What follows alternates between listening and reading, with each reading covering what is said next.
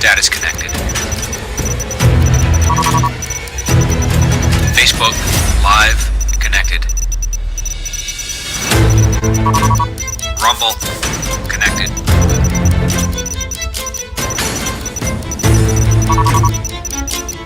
Twitter X connected. LinkedIn connected. This is the booth. We are cleared to go live. Send the signal to the studio and go live.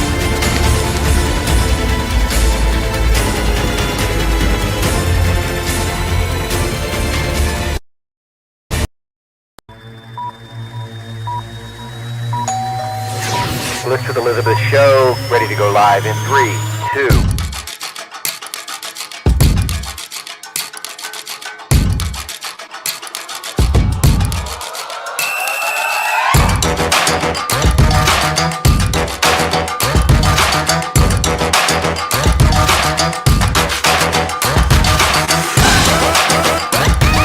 When you think selling and buying a home, when I think real estate, I think List with Elizabeth. Elizabeth Klein. Elizabeth and Klein.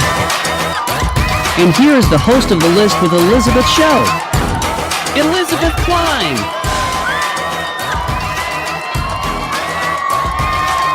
Hello, everybody. Elizabeth Klein here, coming at you from Northern Virginia, helping people buy and sell homes, residential specialist for over a decade. I would love to chat with you. If you're looking to buy or sell a home in the area, please reach out. In the meantime, though, please like, share, comment, and subscribe to the show. Keeps us going, makes me happy, lets me know y'all are out there and listening and watching. And if you aren't in the area and you need a good agent where you are, please feel free to reach out and I will get you someone. So that being said, it has been a very busy day so far. I've done a walkthrough with some buyers, with a home inspector, and then I had a settlement today out in Centerville. So that was super fun. I wanted to dedicate this show to something that a lot of people do have to use in this market, something called an escalation clause. So you probably clicked on this show because you saw the title. What the heck is an escalation clause? Why do you need it? How do they work? What are some strategies behind it? That's what we're going to be covering today. So what I'm going to do is kind of jump right into it and explain what an escalation clause is, and we'll get started that way. So if we can see the sample addendum, producer, if you want to pull that up, thank you very much. Okay, so this is an escalation clause in all its glory. It is a one-page document that gets attached to the residential sales contract that basically says in a nutshell, if and only if the seller gets another offer that nets them more money than my initial offer, then my offer will bump up in increments of fill in the blank. So let's say $3,000 to a ceiling not to exceed fill in the blank. Okay, so basically that's what it says, but I am going to walk you through this whole form so you can see how it's laid out. So at the top, you're going to see we just put in the dates that we're attaching the escalation clause. Typically in our market, it's the same date as you're sending over the offer. Between, that's going to be the seller's and the buyer's names at the top, and then the address of the property goes in there as well. And then coming down into the top part of the document, it's going to say, just like what I said, if and only if there's another competing offer, then our offer will go up in increments of fill in the blank to a sales price ceiling not to exceed fill in the blank. We'll go into that in a little bit more detail in a few moments. And then there's a choice we have to make when we're filling this out. So there's two options. Option one is if the escalation clause activates. In other words, if your original sales price is going to be bumped up through the escalation clause, then do you as the buyers want to retain your appraisal contingency, or are you willing to waive the appraisal contingency? So that's what those two check boxes are in the upper half there, just above the middle line. And The box below that is basically if the escalation clause gets activated, then the agents will fill in that box in the middle with the competing offer that actually activated the clause. So the competing offers, realtor, the buyers, the information that they were willing to pay for the house goes in that box. And right in the middle of the form, it says escalated sales price, again, in that box. That's actually where the final sales price goes on the contract. Sometimes these are a little confusing to read. Again, as buyers, you're probably signing 20 to 25 pages when you're sending in your offer. And this is just one of those pages. But if the escalation clause gets activated, so there was another offer and your escalation clause activated and you won the property, you get the property, this box is where you're going to look for your actual final price.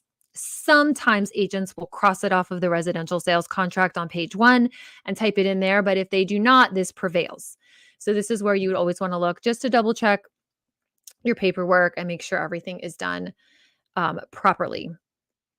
So again, for buyers and sellers, sometimes this form is a little confusing because they'll look inside this center box and they'll say, oh, well, here are the purchasers' names. But no, these are the competing purchasers that made the clause kick in. Okay. So again, if you need help with this, please reach out if you need a professional in your area. If you're in Northern Virginia, please reach out to me. I'm very happy to explain this to you on a case-by-case basis and go over it further if needed.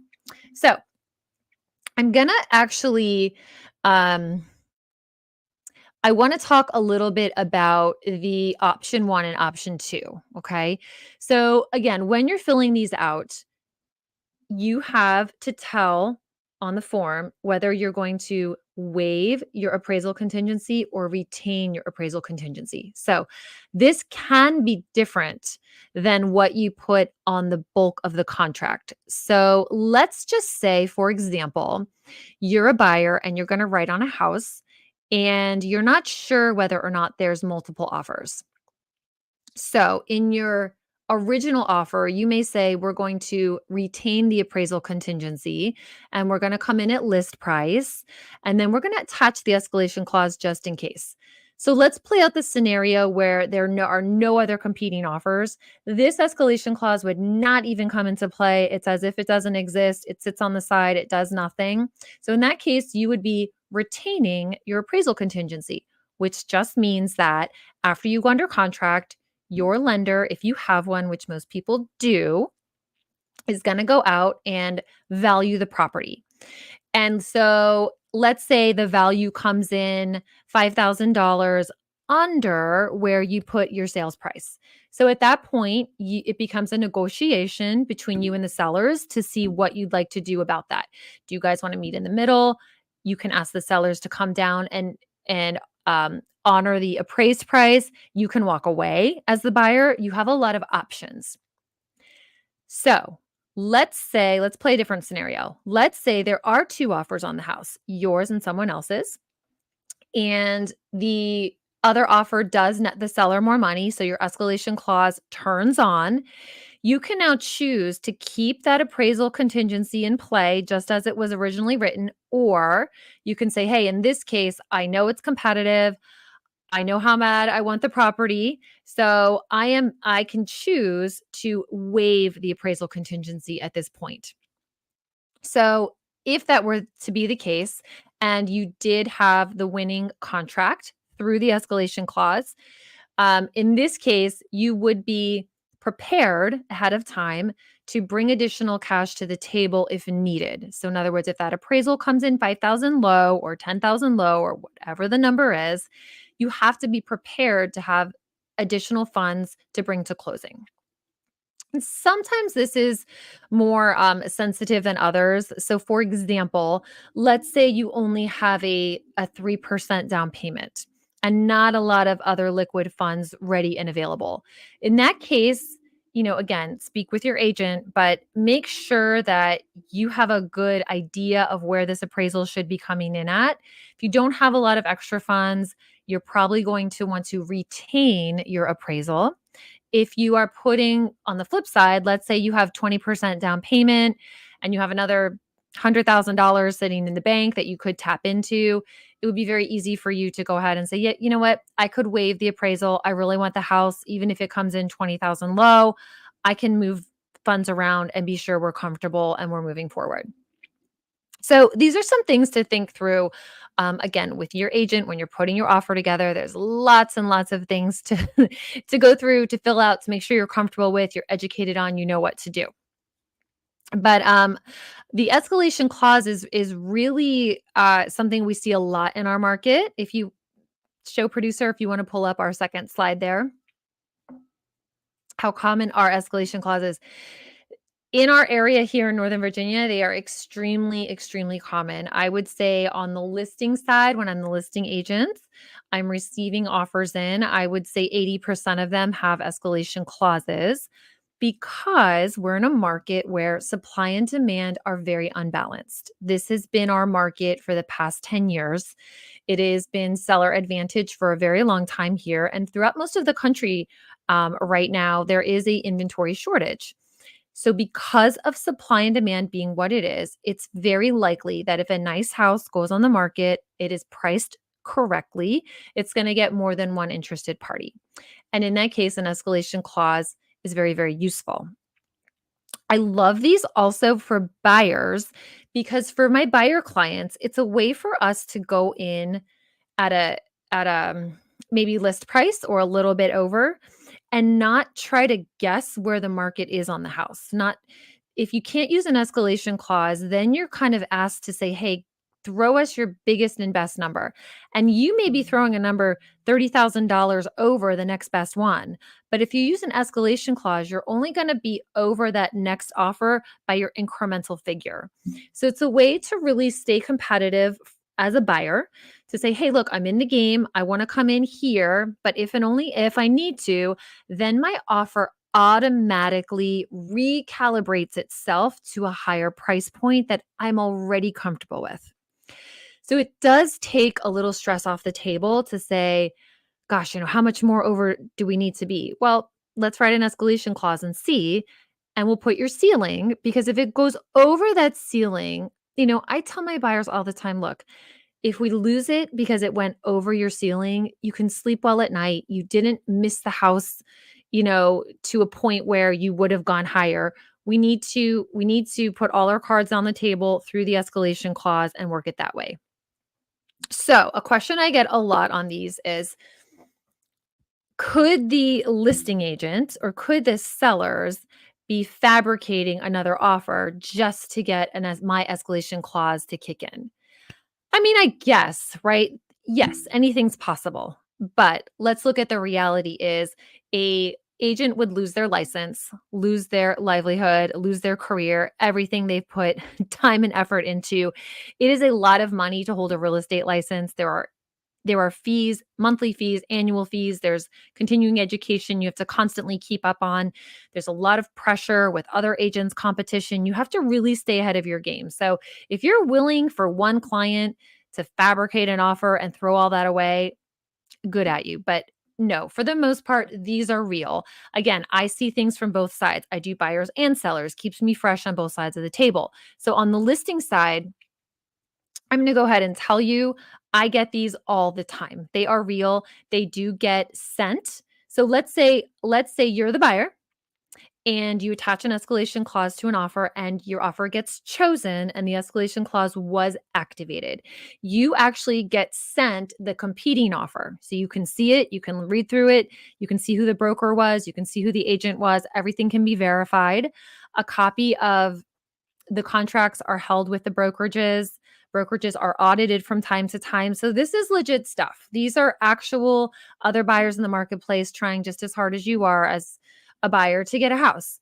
And these are used, and you should definitely get comfortable with them because they're a great resource, again, for you as a buyer, not to overshoot too much, but to stay competitive when it is multiple bid situation.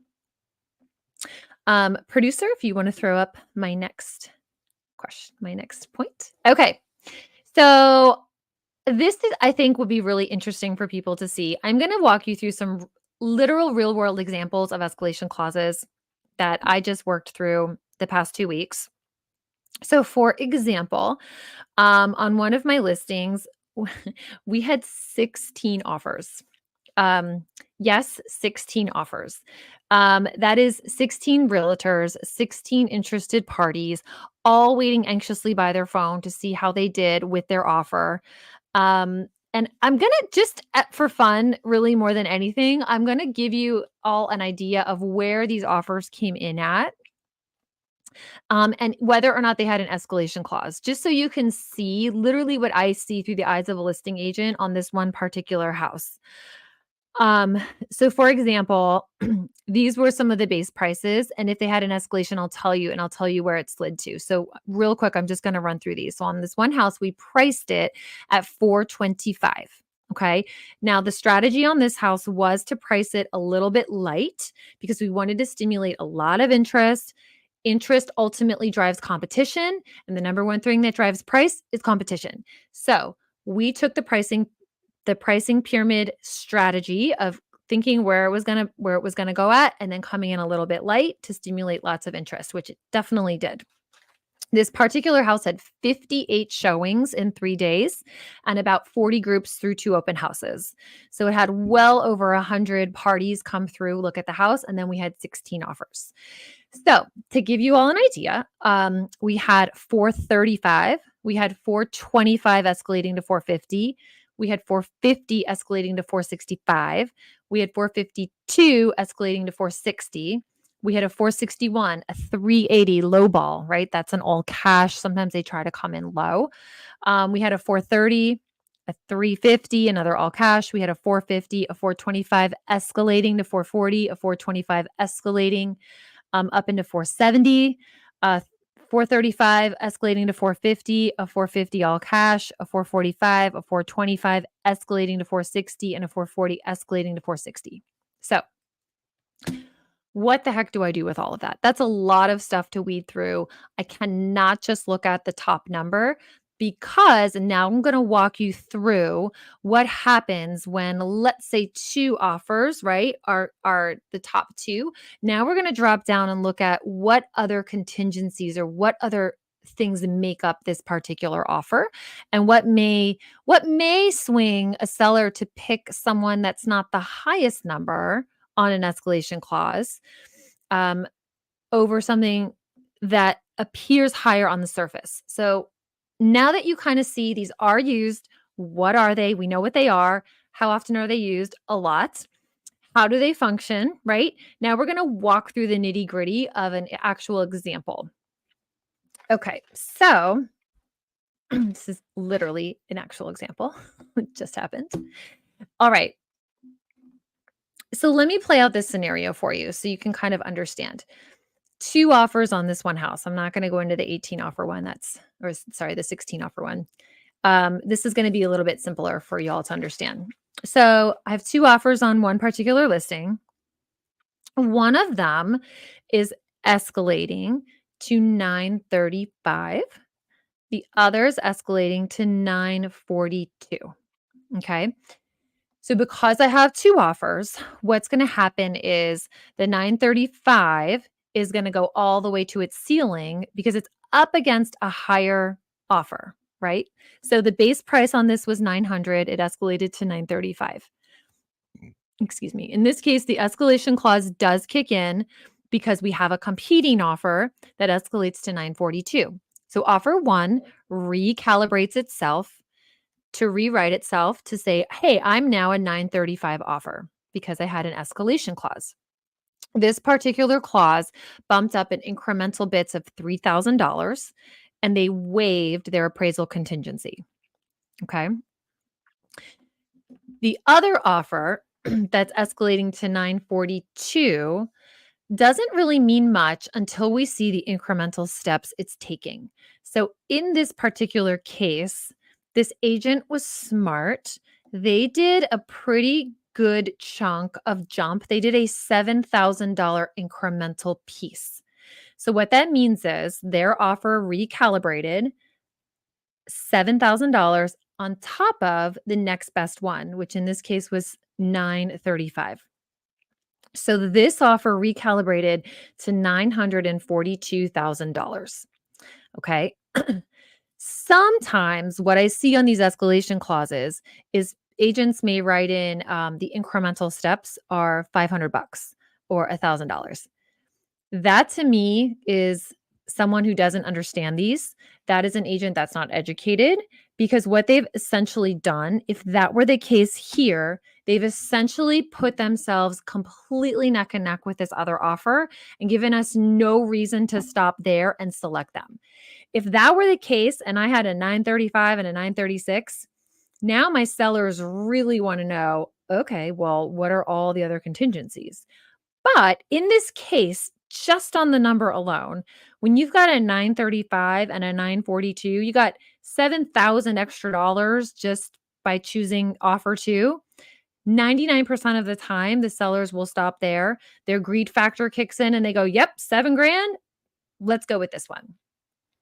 That is what happened in this case, but I'm also going to walk through a couple nitty-gritty things, okay?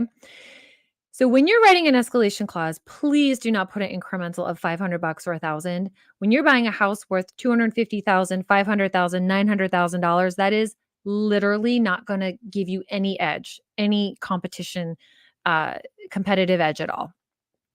So in this particular case, I'm going to walk you through step by step a little bit under the surface of the numbers. So again, we have a 935, a 942. Here's the strength on the 935, okay? The 935 was a conventional loan. This particular buyer was willing and can waive financing contingency and appraisal contingency, and they waived home inspection. They had no other contingencies. The 942 waived everything except, here's the catch, they're a VA buyer. VA loan, okay? On paper, they can say, we're going to waive appraisal. Our financing contingency is going to expire in fill in the blank, 24 hours, 7 days. But technically, it is not enforceable. So my sellers had a choice, okay? Do they want the 935 with literally no contingencies guaranteed, or do they want the 942 with some contingencies? Now, of course, as their agent, I called both lenders. In this case, the VA lender was extremely comfortable. This loan was going through. There were absolutely going to be no issues. Assets were verified. Credit was verified. Employment was verified. They were essentially through underwriting. They had a 34% down payment. So they had plenty of money to cover in case of a low appraisal. They were willing to move forward in the case of a low appraisal. So with that case scenario, my particular seller said, yeah, you know what? Let's go for the extra $7,000. The risk is extremely small. Had this spread between them been only $1,000, they probably would have taken the $1,000 less and taken no contingencies. So you really have to be careful when you are writing these. The two fill in the blanks become extremely important depending on how the other offers come in. Both the incremental step is very, very important, and the ceiling price, both. If you're a VA buyer, your only strength is going to be price because you truly cannot waive your appraisal contingency. It is not enforceable by law. So as a VA, if you're coming in, your go button is going to be that incremental piece. You want to say, hey, if there's a conventional I'm up against, my only shot at getting this really is to power play my incremental move. I have seen increments in $10,000. I think the most I've ever seen was $12,500. But I mean, you can put anything you want. You want to be able to say, hey, I'm going to push that button on the seller's radar to say, pick me, even if my, everything else under here isn't quite as strong or as clean, which is like clean offer, meaning not a lot of contingencies, as another one. So these are very, very commonly used. Again, make sure you're working with a realtor that understands these, that can explain this to you. Make sure it's filled out the way you intend it to be filled out. But I really love escalation clauses. I love reviewing them on the listing side and kind of seeing where everyone puts their offers at. But it really is something that it's great for buyers and sellers. I think they're amazing. It prevents the listing agent from having to call back, like in my case, 16 different buyer's agents to say, "Oh, I have 16 offers. Do you guys want to compete? Do you want to go harder?" I already know kind of where their endpoint is in a lot of cases. A couple other things that could come into play with this is, again, sometimes if offers on escalation land really, really close together, we're then going to drill down and look at, well, gosh, who has a bigger earnest money deposit? Sometimes that will take the cake. I just wrote some offers 2 days ago. We were under pressure to get an offer in. There was a deadline. There were other offers on the table. And pretty much everyone was waiving all contingencies and escalating. And I said to my buyers, I said, one of the areas we can really stand out where some people don't think about it is your earnest money deposit amount.